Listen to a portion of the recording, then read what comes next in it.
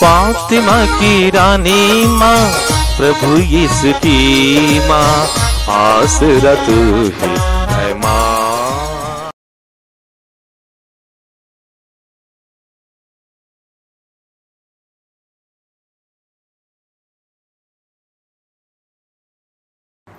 पहला पाठ फिलिपियों के नाम संत पौलुस का पत्र, अध्याय 2, पद संख्याएं 12 से 18 तक।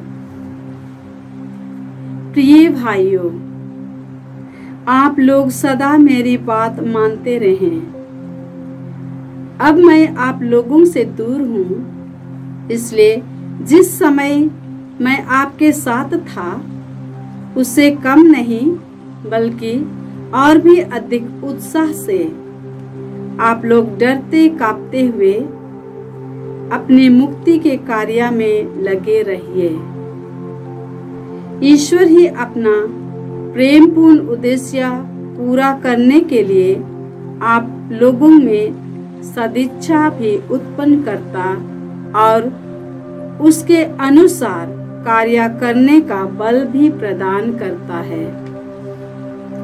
आप लोग बिना भुनभुनाए और बहस किए अपने सब कर्तव्य पूरा करें, जिससे आप निष्कपट और निर्दोष बने रहें और इस कुटिल एवं पथभ्रष्ट पीढ़ी में ईश्वर की सच्ची संतान होकर इसमें आकाश के तारों की तरह चमके और जीवन का शब्द प्रदर्शित करते रहें। इस प्रकार मैं मसीह के आगमन के दिन इस बात पर गौरव कर सकूंगा कि मेरे दौड़ धूप और मेरा परिश्रम व्यर्थ नहीं हुआ।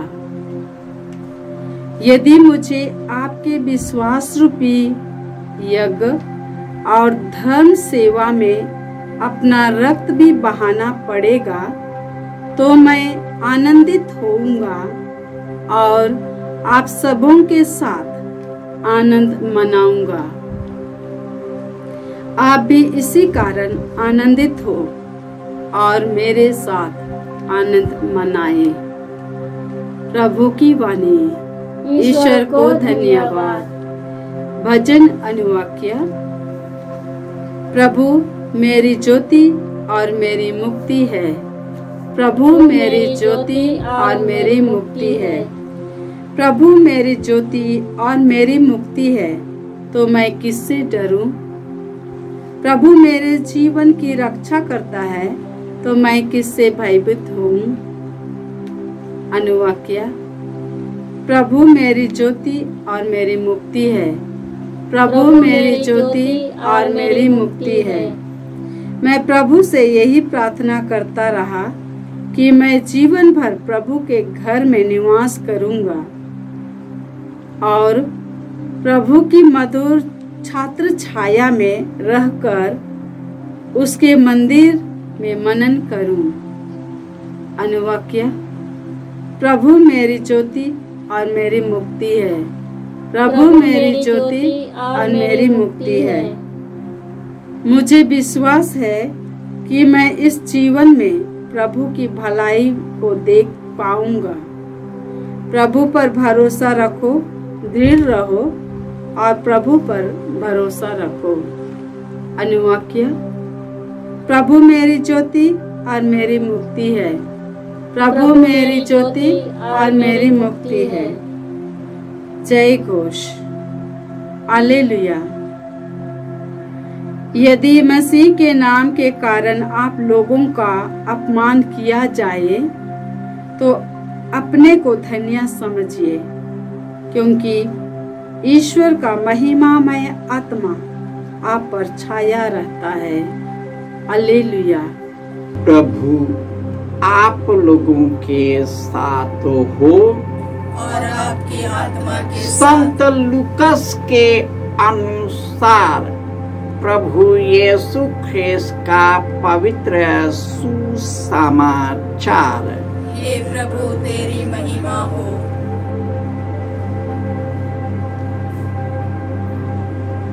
अध्याय 14 पद संख्याएं 25 से 33।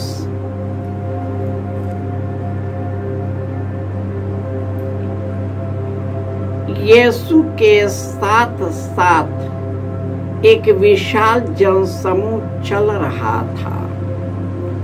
उन्हें मुड़कर लोगों से कहा, यदि कोई मेरे पास आए और अपने माता पिता, पत्नी, संतान, भाई बहनों और यहाँ तक कि अपने जीवन से बैर न करे, तो वह मेरा शिष्य नहीं हो सकता।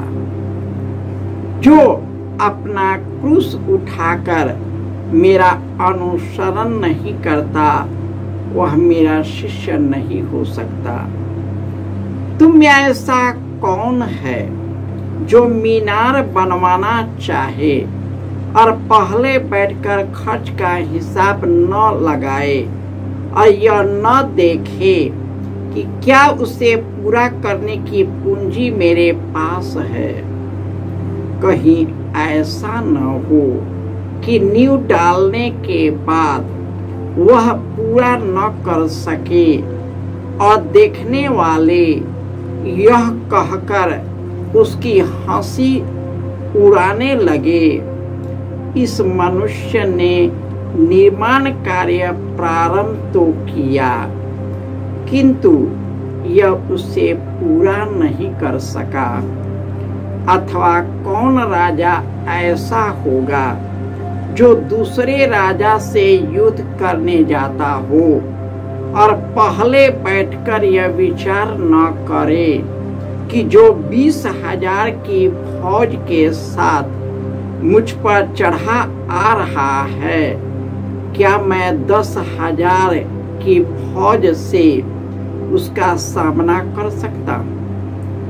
यदि वह सामना नहीं कर सकता, तो जब तक दूसरा राजा दूर है, वह राजदूतों को भेजकर संधि के लिए निवेदन करेगा।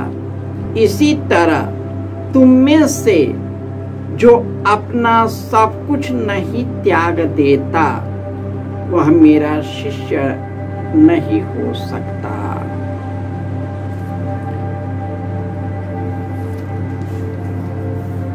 यह प्रभु का सुसमाचार है।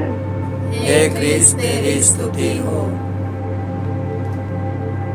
ख्रिस्त में प्यारे भाइयों और बहनों, यीशु ने कहा है, यदि मसीह के कारण यदि आप लोगों का अपमान किया जाता है, तो अपने आप को धन्य मानिए, क्योंकि ईश्वर की महिमामय आत्मा आप पर छाया रहता है।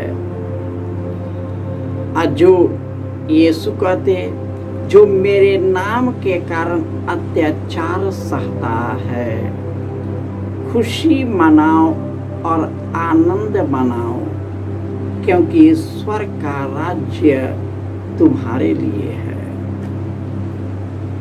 यीशु कहते कि जो अपने माता पिता से ज्यादा, अपने बाल बच्चों से ज्यादा, अपने भाई बहनों से ज्यादा, संगे संबंधियों से ज्यादा, इस दुनिया के चीजों से ज्यादा यदि प्यार करता है, तो वह मेरे स्वर्ग का वासी नहीं। और जो मेरे कारण अपने माता पिता, भाई बहन, संगे संबंधी, रिश्तेदार, अपना जमीन जायदाद और यहाँ तक कि अपने जीवन को समर्पित करता है, उसे स्वर्ग में 100 गुना मिलेगा। और यह भी कहता है, जो मेरा क्रूस उठाकर मेरे पद चिन्हों पर नहीं चलता वह मेरा शिष्य नहीं हो सकता। और प्रभु और संत पौलुस कहते हैं कि आप मेरी बात माने। ईश्वर ने अपनी इच्छा पूरी करने के लिए आप सबों में सदिच्छा उत्पन्न किया है। तो बिना भुनाए, बिना बहस किए अपना कर्तव्य पूरा करते रहे। आप निष्कपट बने, निर्मल बने, निर्दोष बने, कुटिल और पथभ्रष्ट पीढ़ी से दूर रहे। ईश्वर अपने आगमन के दिन आपको अपार महिमा और आनंद से भर देगा। इस दुनिया में जीने के लिए यीशु ने जो हमसे वादा किया है कि मैं तुम्हें अकेला और अनाथ छोड़कर नहीं जाऊंगा, मैं अपना सहायक पवित्र आत्मा को प्रदान करूंगा और वह तुम्हें उस जगह ले जाएगा जहां पर मैंने तेरे लिए निर्धारित किया है। ईश्वर ऐसा नहीं है। ईश्वर यो ही मनुष्य को इस दुनिया में नहीं भेजा। उन्होंने सबसे पहले स्वर्गदूतों को भेजा। उन्होंने स्वर्ग से उतरकर स्वर्गदूतों को भेजा।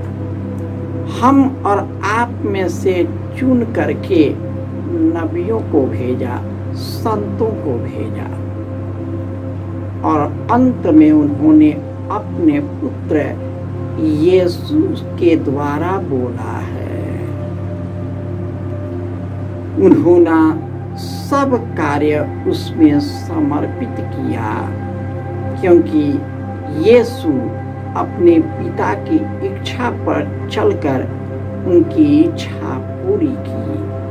अब उन्होंने यह मार्ग दिया कि हम कैसे इस दुनिया में ईश्वर की इच्छा पूरी करेंगे। यीशु ने कहा मार्ग, सत्य और जीवन में मुझसे होकर गए बिना तो पिता के पास। क्यों? क्योंकि यीशु इस दुनिया में अपनी इच्छा नहीं, पिता की इच्छा पूरी करने के लिए आया है।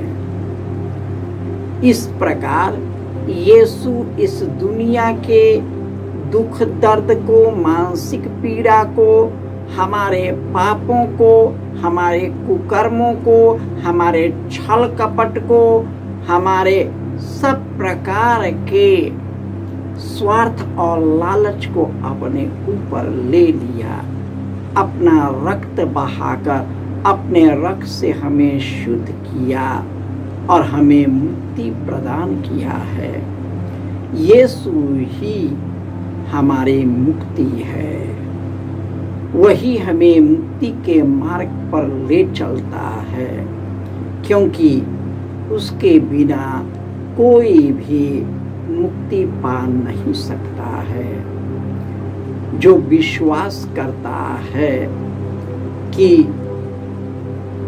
प्रभु ईश्वर मुक्तिदाता ईश्वर है और ईश्वर ने उसे मृतकों में से जिलाया है, उसको पूर्ण जीवन मिलेगा, शांति मिलेगी, परम सुख और आनंद मिलेगा।